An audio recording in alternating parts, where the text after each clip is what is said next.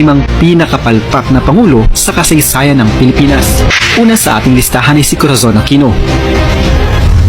Siya ang kauna-unahang babaeng naging pangulo ng ating bansa, balo ni dating Senador Ninoy Aquino. Naiupo ng taong bayan bilang ika-11 pangulo ng Pilipinas matapos mapaalis sa pwesto noon ang dating Pangulong Ferdinand Marcos dahil sa tinatawag nilang Payapang Revolusyon o EDSA 1. Noong taong 1992, inaprubahan ni Cory Aquino ang 67% ng stocks ng Philippine Airlines sa isang investment group na pinangungunahan mismo ng kanyang mga kamag-anak na mga kuwangko. Dahil dito, nasa halos 300 bilyong dolyar ang nawala na para sana sa mga Pilipino. Ang mas masakla pa doon ay hindi naglabas ng sariling pera ang kanyang mga kamag-anak para sa stocks. Sa halip ay nanghiram sila ng mga pera sa 3 bangkong pagmamayari din ng gobyerno at ginawa pa nilang collateral ang mismong stocks mula sa Philippine Airlines. Sa ilalim ng administrasyong Corazon Aquino, nawala ang Meralco na dating pag-aari ng gobyerno ng Pilipinas. Noon ay pagmamayari ito ng pamilya Lopez, subalit dahil sa nalulugi ito noong nagkaroon ng krisis pang-enerhiya sa buong mundo, ipinagkatiwala ito ng mga Lopez kay Ferdinand Marcos na siya noong Pangulo ng Pilipinas. Ipinamahagi ni dating Pangulong Ferdinand Marcos ang kuryente sa mga mahihirap sa napakamurang halaga lamang. Subalit nang mawala si Ferdinand Marcos bilang Pangulo ng Pilipinas at pumasok ang administrasyon ni dating Pangulong Corazon Aquino, ay nawala sa pagmamayari ng gobyerno ang Meralco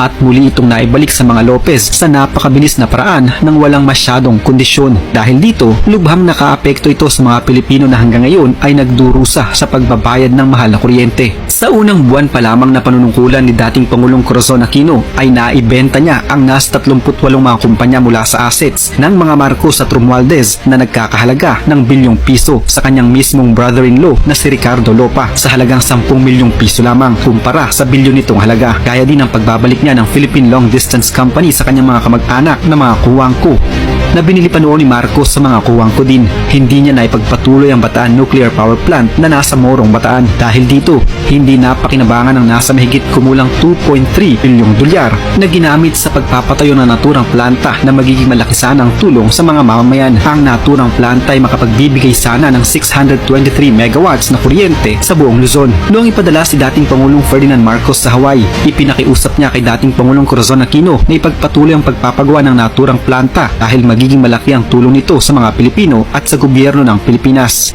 Bilin-bilinan ko kay Mrs. Corazon Aquino ay pagpatuloy ang Bataan Nuclear Plant kung maaari.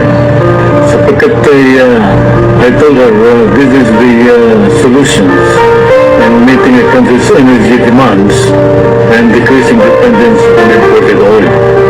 Ngunit ayaw niyang tanggapin ang ating mungkay at maalala daw ng taong bayan sa Marcos habang andyan ang Bataan Nuclear Plant. Anong klaseng pag-iisip yan? May pag-iisip pero idamay sa buhay ng Pilipinas. And yet, balang araw ay kita na 20 years from now, baksak ng Pilipinas.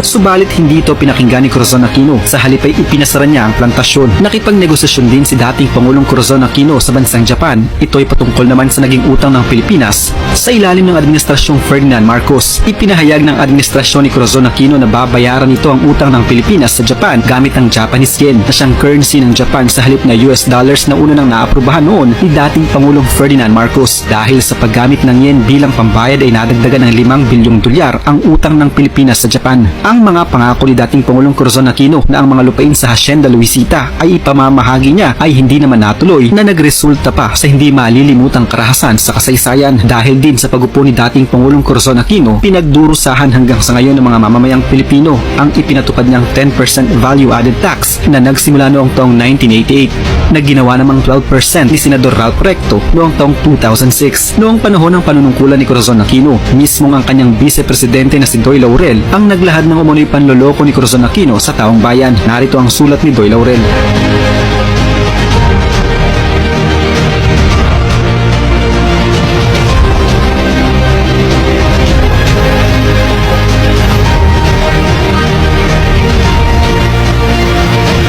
Ayon sa ilang nagsasabi, ayaw naman daw talagang maging pangulo noon ni Corazon Aquino. Subalit dahil sa pagtutulak sa kanya ng kanyang mga kamag-anak na kuwangko na may malaking interes sa pwesto na gagamitin para umano sa kanilang sariling pagpapayaman.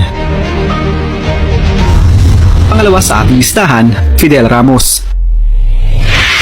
halos taon-taon mula noong taong 1986, hindi malilimutan ng sino man ang ginagawang pagtalon ni dating Pangulong Fidel Ramos sa tuwing sasapit ang anibersaryo ng EDSA People Power Revolution na naganap noong taong 1986. Sa kanyang mga kritiko at salungat sa kanya, kilala siya bilang si Boy Benta. Ilan kasi sa mga pag-aari ng gobyerno ng Pilipinas ay isa-isa niyang binenta sa ilalim ng kanyang administrasyon na dapat sana'y malaki ang magiging pakinabang ng mga Pilipino. Isa nga sa kanyang mga naibenta ay ang National Steel Corporation na matatagpuan sa Iligan City. Taong 1960 hanggang 1990, Pilipinas ang numero 1 exporter ng bakal sa mga bansa sa Southeast Asia. Subalit nahinto ito ng ibenta ni dating Pangulong Fidel Ramos ang naturang plantasyon noong taong 1995. Ang itinuturing na Asia's largest steel factory na pagmamay-ari ng gobyerno ng Pilipinas na National Steel Corporation ay ibinenta sa Wintec ng Malaysian Westmont Group. Napakarami sana mga Pilipino ang matutulungan ng naturang factory na ito sa pamamagitan ng pagbibigay ng trabaho sa mga mamamayang Pilipino. Isa pa sa mga ibinenta ni dating Pangulong Fidel Ramos ay ang BGC o Bonifacio Global City sa pribadong sektor. Matapos i-turnover ng mga Amerikano ang nooy Fort McKinley sa Pilipinas, pinangalanan nitong Fort Bonifacio bilang pagpupugay kay Andres Bonifacio. Ibinenta niya ito sa isang private sector noong taong 1999, kasama pa ang mga lupain na sumasakop sa kinatatayuan ngayon ng Mall of Asia sa Pasay. Nasa bilyong-bilyong piso ang halaga ng kanyang nalikom na pera sa pagbebenta nito, subalit hindi malaman ng malinaw kung saan napunta at saan ginamit ang naturang perang napagbentahan. Noong taong 1988, ang Petrophil Philippines ay pag-aari ng gobyerno ng Pilipinas na pinangalanang Petron Corporation sa ilalim naman ng administrasyon ni dating Pangulong Corazon Aquino. Subalit taong 1994, sa ilalim ng administrasyong Fidel Ramos, ang mga kumpanyang PNOC at Aramco ay pumirma ng isang kontrata sa pagkakaroon ng 40%